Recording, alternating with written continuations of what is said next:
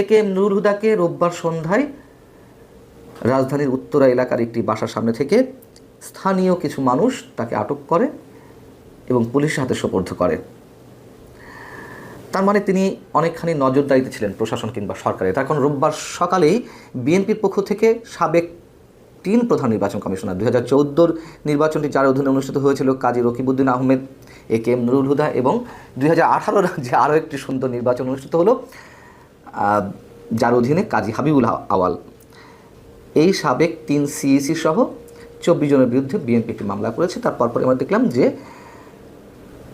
এ K M Nurul Huda আটক হলেন, কিন্তু তাকে আটকের পর আবার যে ভিডিও আমাদের সামনে এলো তাতে দেখা গেল তার গলায় জুতার মালা। কেন এগুলো বা কি দরকার?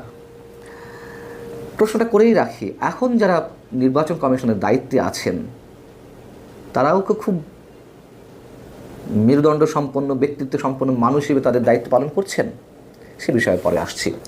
তার আগে একটা গল্প বলি। গল্প ঠিক নয়, যখন কাজী হাবিবুল আওয়াল কমিশন গঠন হবে তার আগে যখন সার্চ কমিটি গঠন করা হলো 2024-এর তুমুল বিতর্কিত নির্বাচনের ঠিক বছর খানিক আগে, তখন গণমাধ্যমে বা আমাদের সাংবাদিকদের মধ্যে একটা আলোচনা বেশ চাউর হয়েছিল যে এই যে লজ্জাজনক একটা প্রতিষ্ঠানে পরিণত হয়েছে নির্বাচন কমিশন, একটা ভঙ্গুর অস্তিত্বহীন একটা কমিশন, সেই কমিশনের প্রধান কর্তা ব্যক্তি হওয়ার মতন মেরুদণ্ড সম্পন্ন বা ব্যক্তিত্ব সম্পন্ন কোনো ব্যক্তিকে খুঁজে পাওয়া যাবে? যোগ্য ব্যক্তি অবশ্যই আছে, কিন্তু কেউ এই পদটা নেওয়ার জন্য এগিয়ে আসবেন কিনা বা দায়িত্ব গ্রহণ করবেন কিনা আমরা অনেকেই কনফিউজড ছিলাম যে কোনো ভালো আদর্শবান ব্যক্তি অন্তত এই কমিশনের প্রধান হিসেবে আসতে চাইবেন না। কিন্তু বাস্তবতা হচ্ছে আমরা দেখলাম যে অনেক যোগ্য আদর্শবান ব্যক্তিরও অভাব ছিল না এই পদে আসার জন্য। আমার সঙ্গে ব্যক্তিগত আলাপচারিতায় অনেক যোগ্য ব্যক্তি যাদেরকে আমরা কল্পনায় আনতে পারি না যে এই ধরনের পদের জন্য লালায়িত, আকারে ইঙ্গিতে বুঝিয়ে দিতে চাচ্ছিলেন যে তিনি বা তারা এই পদটির অফার যদি পান তাহলে দায়িত্ব নিতে রাজি আছেন। একটা পর্যায়ে কাজী হাবিবুল আওয়ালের মতন ডার্ক সাইটের একজন ভালো আমলা, প্রতিরক্ষা মন্ত্রণালয়ের সাবেক সচিব ছিলেন, তিনিই তো এলেন। এই কথাগুলো এই কারণে বলছি যে বর্তমানে যেই প্রধান নির্বাচন কমিশনার এ এম নাসিরউদ্দিন সাহেব, তিনিও কি তার সাংবিধানিক দায়িত্ব ঠিকঠাক মতন পালন করছেন অথবা পালন করতে পারবেন? তিনিও কি সরকারের তল্পিবাহক হবেন না? আমরা তার আচরণে, আকারে, ইঙ্গিতে যতটুকু বুঝতে পারছি, এই যে সাবেক 3 প্রধান নির্বাচন কমিশনার, তাদের পথেই কি তিনি হাঁটছেন না? হাঁটছেন, আমরা এখনই তেমনটাই মনে করছি। এই জন্যই বললাম কথাটা যে জুতার মালা পরানো হয়েছে এ কে এম নুরুল হুদাকে। যারা আছেন তারা কি এর থেকে কোনো শিক্ষা নেবেন?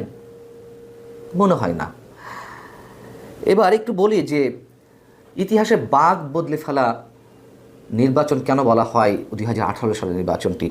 আওয়ামী লীগের অনেক নেতাকর্মী তারা বলে থাকেন যে তাদের দলের কবর রচনা হয়ে গেছে 2018 সালের নির্বাচনের মধ্য দিয়ে।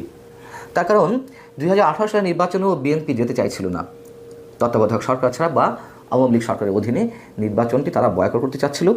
যখন ডক্টর কামাল হোসেনের নেতৃত্বে ঐক্যমঞ্চ গঠিত হলো, যার মধ্যে মূলত ছিল বিএনপি, ডক্টর কামাল হোসেন বৈঠক করে এলেন শেখ হাসিনার সঙ্গে। শেখ হাসিনা প্রতিশ্রুতি দিলেন যে আমি বঙ্গবন্ধুর মেয়ে, আমার উপর আস্থা রাখতে পারেন। সেই কথাটি কোট আনকোট তুলে ধরেছিলেন সংবাদ সম্মেলনে ডক্টর কামাল হোসেন। কিন্তু শেখ হাসিনা বঙ্গবন্ধুর মেয়ে হিসেবে কতটা যোগ্যতার পরিচয় দিয়েছেন সেটা আমরা দেখেছি। দেখুন, অনেকে মনে করেন বা অনেকে বলেন যে 2018 সালের নির্বাচনটি যেভাবে হয়েছে, দিনের ভোট রাতে হয়েছে, আগের রাতেই হয়ে গেছে, তার একটা ভিডিও ফুটেজ নেই কেন? এত বড় একটি নির্বাচন সারা দেশব্যাপী অনুষ্ঠিত হয়েছে, তার আগের রাতেই যদি পুরো দেশের ব্যালট বাক্স, ব্যালট পেপারে ভরে একেবারে ভরে ফেলা হয়, একটা ভিডিও ফুটেজ নেই কেন? আমি এই কথাটাকে সমর্থন করি, কিন্তু বাস্তবতা হচ্ছে এই যে দিনের ভোট তো রাতে হয়েছিল, আমরা নিজেরা সাক্ষী। কীভাবে সিল মারা হচ্ছিল, কীভাবে চোখ বন্ধ করে ব্যালট বাক্স ভর্তি করা হচ্ছিল, নৌকার পক্ষে সিল মারা হচ্ছিল, এগুলো কেউ অস্বীকার করতে পারবেন না।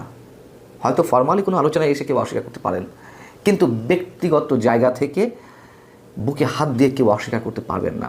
এবং সেই নির্বাচনে কি দেখা গেল, বঙ্গবন্ধুর কন্যা কতটাই নিরপেক্ষ নির্বাচন করেছেন, বিএনপির মতো দল ওই সময় 5টি আসন পেল বা 5টি আসন দেওয়া হলো। এবং সত্যি সত্যিই ওই নির্বাচনের মাধ্যমেই রাজনীতির বাঁক বদলে গেল।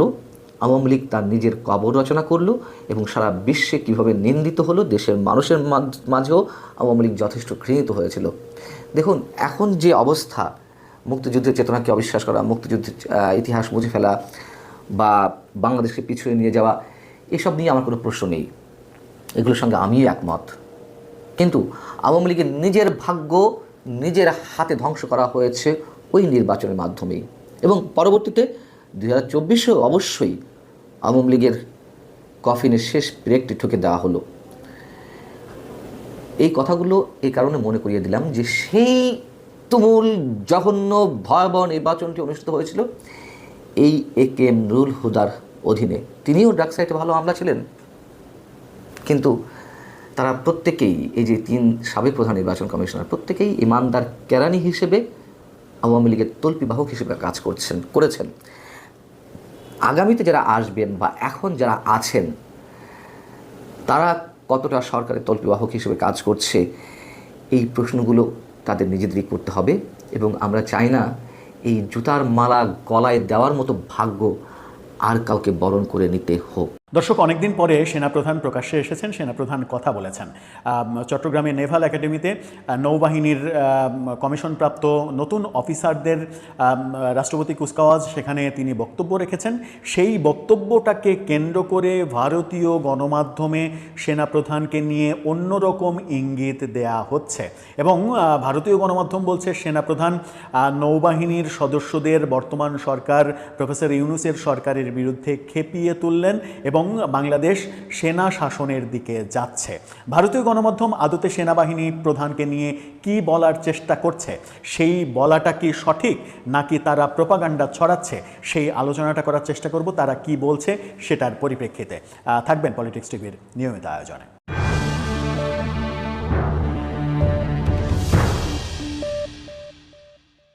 দর্শক, পলিটিক্স টিভি নিয়মিত ভিডিওগুলো স্পন্সর করছে প্রজাপতি.tv, নতুন ওটিটি প্ল্যাটফর্ম। আপনারা চাইলে ইউটিউবে, ফেসবুকে, ইনস্টাগ্রামে, টিকটকে দেখে নিতে পারেন। ডেসক্রিপশন বক্সে লিঙ্ক দেওয়া থাকবে, সেখান থেকেও আপনারা দেখে নিতে পারেন প্রজাপতির কার্যক্রম। চলে যাচ্ছি মূল ভিডিওতে। বলছিলাম, সেনাপ্রধান আজকে ভাষণ দিয়েছেন নেভাল একাডেমি চট্টগ্রামে।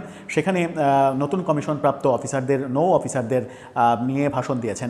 এটা নিয়ে আমরা আর একটা ভিডিও বানিয়েছি যে 7 থেকে 8 মিনিটের ভাষণে তিনি কি কথা বলেছেন। কিন্তু ভারতীয় গণমাধ্যম সেনাপ্রধানের বক্তব্যকে উদ্ধৃত করে অন্যরকম খবর দিচ্ছে। হিন্দুস্তান টাইমস যেটা বলছে সেটা হচ্ছে যে Bangladesh army chief speech update, তিনি বলছেন তৈরি থাকুন, ইউনূসের বিরুদ্ধে নৌসেনাকে খেপিয়ে দিলেন বাংলাদেশের সেনাপ্রধান। এমন হেডিং করেছে তারা। হেডিংটা আপনারা দেখে নিতে পারেন। সেই হেডিং করে তারা যেটা বলার চেষ্টা করছে সেটা হচ্ছে যে বাংলাদেশ নৌবাহিনীর নয়া সদস্যদের মনোবল বাড়ালেন সেনাপ্রধান জেনারেল ওয়াকারুজ্জামান। তিনি জানান, বাংলাদেশের সার্বভৌমত্ব রক্ষার ক্ষেত্রে নৌসেনা অত্যন্ত গুরুত্বপূর্ণ ভূমিকা পালন করে আসছে। সেই কাজটা চালিয়ে যেতে হবে। নৌবাহিনীর তরুণ সদস্যদেরও বাংলাদেশের সার্বভৌমত্ব রক্ষার জন্য তাদের সবসময় তৈরি থাকার পরামর্শ দিয়েছেন সেনাপ্রধান। দ্বিতীয় কিস্তিতে তারা বলছে, তিনি আরও জানান, একবিংশ শতাব্দীর চ্যালেঞ্জ সামলাতে হচ্ছে বাংলাদেশের নৌসেনাকে, আর সেটার জন্য নৌসেনা আধুনিক হয়ে উঠছে প্রযুক্তি নির্ভর। প্রতি মুহূর্তে বাংলাদেশের সার্বভৌমত্ব রক্ষা, অপরাধ দমনের মতো বিষয়গুলির ক্ষেত্রে বাংলাদেশের নৌসেনা অত্যন্ত গুরুত্বপূর্ণ ভূমিকা পালন করছে বলেও ভূয়সী প্রশংসা করেছেন জেনারেল ওয়াকার। আসলে রবিবার চট্টগ্রামে বাংলাদেশি নৌসেনার গ্রীষ্মকালীন রাষ্ট্রপতির কুচকাওয়াজ অনুষ্ঠানে যোগ দেন জেনারেল ওয়াকার। সেখানেই সেই মন্তব্য করেন তিনি। তার মন্তব্যের একাংশ ব্যবহার করে অনেকে প্রশ্ন তুলতে থাকেন, বাংলাদেশের অন্তর্বর্তীকালীন সরকারের প্রধান উপদেষ্টা মোহাম্মদ ইউনূসের বিরুদ্ধে কি নৌসেনাকে খেপিয়ে তুললেন সেনাপ্রধান জেনারেল ওয়াকার? তাকে সরানোর ছক কষছেন তিনি। দীর্ঘদিন ধরে জল্পনা চলছে যে ইউনূসকে সরিয়ে বাংলাদেশের সামরিক অভ্যুত্থানের ছক চলছে। সেটার নেপথ্যে আছেন স্বয়ং বাংলাদেশের সেনাপ্রধান জেনারেল ওয়াকার, যে দাবি বারবার খারিজ করে দিয়েছে বাংলাদেশের অন্তর্বর্তীকালীন সরকার এবং সেনাবাহিনীর সদর দপ্তর থেকেও। আর আজও বাংলাদেশ সেনাবাহিনী যেটা বলেছেন, বাংলাদেশ সেনাপ্রধান যেটা বলেছেন, সেটার সঙ্গে সামরিক অভ্যুত্থানের কোনো যোগ নেই বলে সংশ্লিষ্ট মহলের তরফে দাবি করা হয়েছে, এমনটা তারা লাস্টে আবার বলছে। এমনিতে বাংলাদেশের নির্বাচন নিয়ে হইচই চলছে, সব কিছু ঠিক থাকলে আগামী ফেব্রুয়ারিতে নির্বাচন হতে পারে। 2024 সালের আগস্টে শেখ হাসিনা সরকারের পতনের পর থেকে বাংলাদেশে কোনো নির্বাচিত সরকার নেই, দেশ চালাচ্ছে ইউনূস সরকার। তাদের বিরুদ্ধে বারবার অভিযোগ উঠছে যে নির্বাচন করতেই তারা চাইছে না, পিছনের দরজা দিয়ে যতদিন সম্ভব ততদিন ক্ষমতা ধরে রাখতে চাইছে, এমনটা হিন্দুস্তান টাইমস বলার চেষ্টা করছে। কিন্তু হিন্দুস্তান টাইমস সেনাপ্রধান কী কী বলেছেন সেগুলো কিন্তু সত্য উপস্থাপন করেছে। সত্য উপস্থাপন করে একটা গুঞ্জনকে, একটা গুজবকে সামনে আনার চেষ্টা করছেন যে কেউ কেউ বলছে সেনাপ্রধান নৌ অফিসারদের খেপিয়ে তুললেন বা বর্তমান সরকারের বিরুদ্ধে খেপিয়ে তুললেন এবং সেনা শাসনের দিকে দেশ চলছে, এরকম ইঙ্গিত এবং চটকদার হেডিং তারা হেডিংয়ে ইউজ করছে। হেডিংটা আবারও বলছি, আবারও আপনারা স্ক্রিনশটটা দেখে নিতে পারেন। আর তারা বলছে Bangladesh army chief speech update, তৈরি থাকুন। ইনভাইটেড কমার মধ্যে তারা বলছে ইউনূসের বিরুদ্ধে নৌসেনাকে খেপিয়ে দিলেন বাংলাদেশের সেনাপ্রধান।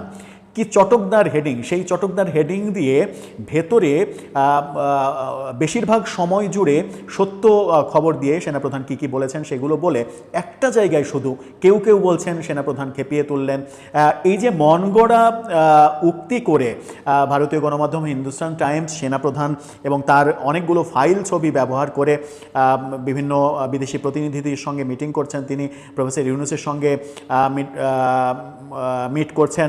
প্রফেসর ইউনূস আবার রাজা তৃতীয় চার্লসের সঙ্গে দেখা করেছেন ব্রিটেনে, এরকম অনেক ছবি দিয়ে এই যে চটকদার নিউজটা সামনে আনলো, এই কারণেই অনেক সময় ভারতীয় মিডিয়ার বেশ কিছু খবর, বেশ কিছু প্রোপাগান্ডা নিয়ে বাংলাদেশে এত বেশি আলোচনা হয়। এবং এই কারণে ইউনূস সরকার বারবার বলার চেষ্টা করেন যে ভারতীয় মিডিয়া একচেটিয়া প্রোপাগান্ডা ছড়াচ্ছে। ভারতীয় সব মিডিয়া এই কাজটা করছে না।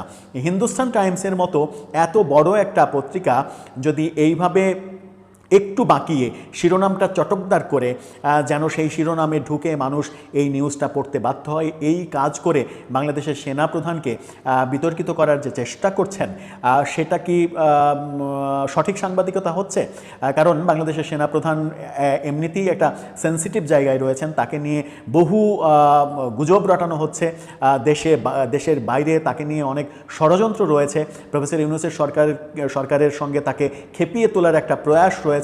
প্রফেসর ইউনূসের সঙ্গে তার যখন সম্পর্কটা খুব একটা ভালো যাচ্ছে না, দুজন দুই মেরুতে অবস্থান করছেন, সেই সুযোগটা নিয়ে নানা রকমের প্রোপাগান্ডা ছড়ানো হচ্ছে। সেই প্রোপাগান্ডাগুলো ভারতীয় মিডিয়াতেও ছড়ানো হচ্ছে। আমার মনে হয় যে এর থেকে সঠিক সাংবাদিকতা আমরা পাচ্ছি না। এই সঠিক সাংবাদিকতা প্রত্যাশা করতেই পারি আমরা যে বড় বড় মিডিয়া, সেটা ভারতের হোক আর যে দেশেরই হোক, বড় বড় গণমাধ্যম যদি সঠিক সংবাদ প্রকাশ না করে এবং সেন্সিটিভ পদগুলো নিয়ে যদি চটকদার শিরোনাম করে ভেতরে সার শূন্য খবর ছাপিয়ে ছেড়ে দেয়, তাহলে সেটা একটা দেশের সার্বভৌমত্বের জন্য বড় হুমকি হিসেবে আসতে পারে। আদতে আমরা আমাদের পক্ষ থেকে নিশ্চিত করতে পারি, সেনাপ্রধানের বক্তব্য পুরোটা আমি নিজে শুনেছি, 7 থেকে 8 মিনিটের একটু কম যে ভাষণটা দিয়েছেন তিনি, সেই ভাষণটা আজকে পুরোটাই শুনেছি। সেই ভাষণে এমন কোনো কথা সরকার, রাজনীতি, বর্তমান সময় কোনো বিষয় নিয়ে সেনাপ্রধান বলেননি। নতুন ক্যাডেটদের উদ্দেশ্যে একটা স্পিরিচুয়াল কথা বলেছেন, তাদের স্পিরিটটা বাড়ানোর চেষ্টা করেছেন, তাদের উৎসাহ দেওয়ার চেষ্টা করেছেন। এর সঙ্গে আমার মনে হয় যে প্রফেসর ইউনূস সরকারের সঙ্গে তার সম্পর্ক, বিরোধ, এই ব্যাপারগুলো উঠে আসেনি। যদিও কোনো কোনো ক্ষেত্রে সেনাপ্রধানের সঙ্গে আমরা প্রফেসর ইউনূস সরকারের মতের দ্বিমত, বিরোধ, করিডোর ইস্যু, বন্দর। দর্শক, সম্পূর্ণ ভিডিওটি দেখলেন, আশা করি বিষয়টি বুঝতে পেরেছেন। এই নিয়ে আপনার গুরুত্বপূর্ণ মন্তব্যটি অবশ্যই কমেন্ট বক্সে জানিয়ে দিবেন। ধন্যবাদ।